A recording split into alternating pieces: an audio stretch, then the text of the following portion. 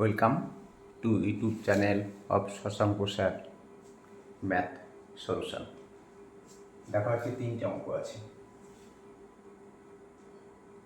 তিনটে অঙ্ক RRB, RPF, constable. এই অঙ্কটা এই টাইপেরই বিভিন্ন রকম কম্পিটিটিভ এক্সামে আসে। আর এই অঙ্কটা RRB, RPF, SI, signal inspector, ALP, assistant loco pilot. Direct loco pilot হওয়া যায় না। রেলওয়ে রিক্রুটমেন্ট বোর্ড আগে অ্যাসিস্ট্যান্ট লোকো পাইলট করে, তারপরে ট্রেনিং দিতে দিতে গাড়ি চালাতে চালাতে এক্সপিরিয়েন্স বাড়লে তখন তাকে প্যাসেঞ্জার ট্রেনে ড্রাইভার করা হয়। তো দেখো, প্রথম অঙ্কটা কত তাড়াতাড়ি করা যায়, কিন্তু কতগুলো জিনিস জানতে হবে।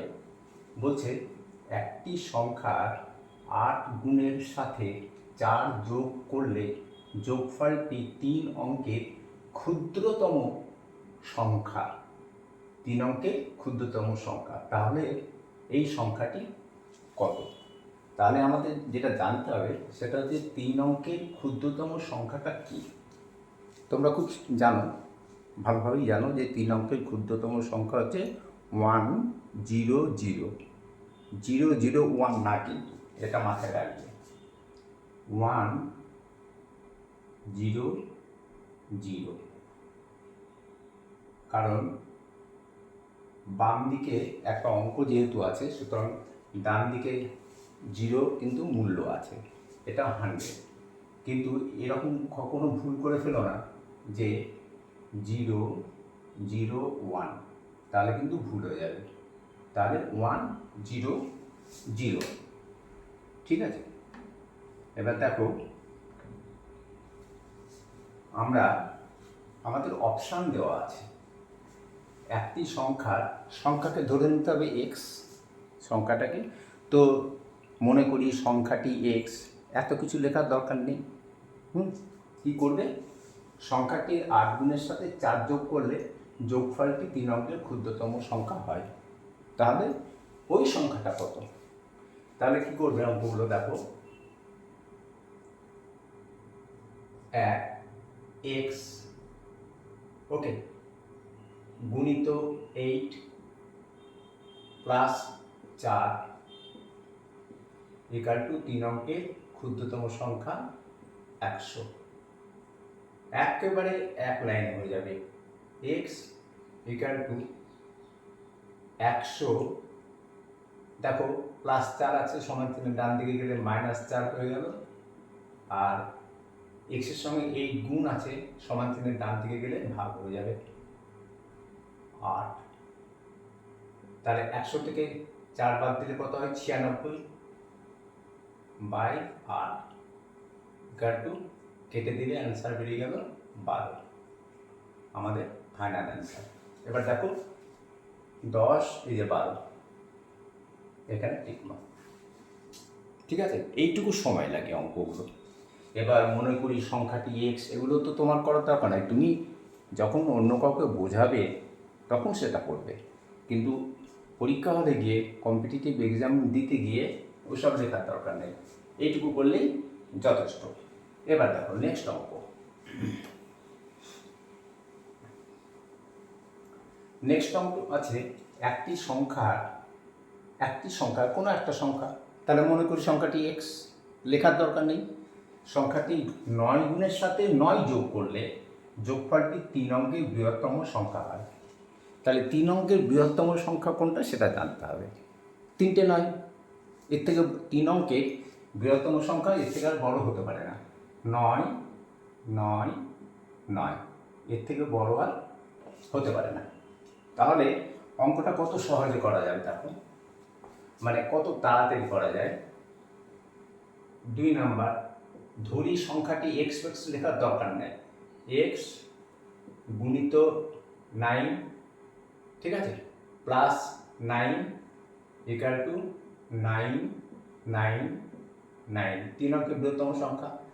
আর একেবারে এক্স এর মান, এক্স আর 9 কিন্তু গুণ হয়ে আছে, তাহলে এক্স ইজ ইকুয়াল টু 9, 9, 9, এখানে +9 আছে, ডান দিকে গেলে -9 হয়ে যাবে, ডিভাইডেড বাই নিচে 9 হয়ে যাবে। এই তো অঙ্ক। আর এক্স ইজ ইকাল টু 999 থেকে যদি 9 বাদ দাও তাহলে কত হবে তোমার 990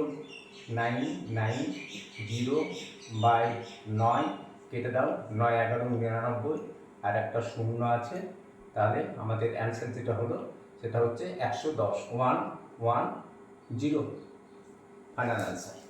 দেখো 110 আছে কিনা। ও এখানে এটা দেওয়া হয়নি, হ্যাঁ মানে অপশানগুলো দেওয়া হয়নি। 110 এর অ্যান্সার। ঠিক আছে, বাড়তে করবে আর একবার, দেখবে সহজ হয়ে যাবে। না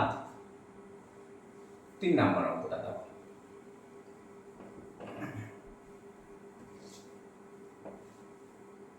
অপশানগুলো লিখতে ভুলে গেছি। এবার 3, পেনটা চেঞ্জ করে নিই।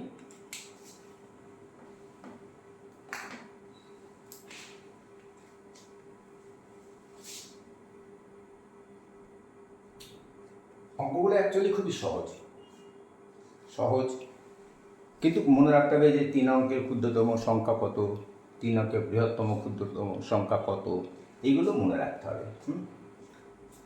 তারপর ধরো বললো একসঙ্গে মানে সব থেকে ছোট মৌলিক সংখ্যা, মৌলিক এবং যৌগিক, মৌলিক এবং জোড় সংখ্যা কি 2। এই টাইপের অঙ্ক কিন্তু পরীক্ষায় আসে। দেখো যদি একটি সংখ্যার 1/4 অংশের 2/3 অংশ 32 হয় তাহলে সংখ্যাটি কত? একটি সংখ্যার 1/4 অংশের 2/3 অংশ 32, তাই তো? তাহলে সংখ্যাটা মনে করি সংখ্যাটি এক্স, এসব লেখার কিছু দরকার নেই। কি করবে? এক্স এক্স এর বলছে, এর মানে কি 1/4, 1/4 এর 2/3 অংশ মানে 2/3 ইকুয়াল টু কত? 32। শুধু অঙ্কটা পড়তে যতক্ষণ সময়, আর এক্স এর মান কি হয়ে যাবে? দেখো এগুলো নিচে আছে 1/4, 2/3, তাহলে ডান দিকে গেলে এগুলো উপরে চলে যাবে। তাহলে 32-এর সঙ্গে কি গুণ হবে? 4 গুণিত 3, আর এই 1 আর 2 উপরে আছে, নিচে চলে আসবে। সরি, এটা 32, হ্যাঁ 3 2, তাহলে 2 চলে আসলো, 2 আর 4 কেটে গেল, তাহলে 3 9 6 আর 32, তাহলে 6 দিয়ে 32কে গুণ, এটা লেখারও দরকার নেই। 6 6 দুগুণ 12, 6 দুগুণ 12, 2 হাত থাকলো 1, 3 6 18 রাখে 19। This is our final answer. দেখো 192 আছে কিনা, 202, 198, 196, এই যে 192। অঙ্ক কমপ্লিট। কম্পিটিটিভ এক্সামে কিন্তু অঙ্ক এইভাবেই করতে হবে। এবার তুমি তোমার বন্ধু বান্ধব বা তোমার যদি ছাত্র থাকে তাদেরকে অঙ্ক যখন বোঝাবে তখন ডিটেলস বোঝাবে, কিন্তু হল ঘরে গিয়ে কীভাবে মানে এক্সাম হলে গিয়ে কীভাবে করবে না করবে সেগুলো কিন্তু ডিটেলস বোঝানোর পর এই শর্টকাট পদ্ধতি শিখিয়ে দেবে, স্টেপ জাম্প করা শেখাবে। ওকে, আজকে এই পর্যন্ত, কালকে আবার দেখা হচ্ছে নতুন ভিডিওতে। বাই।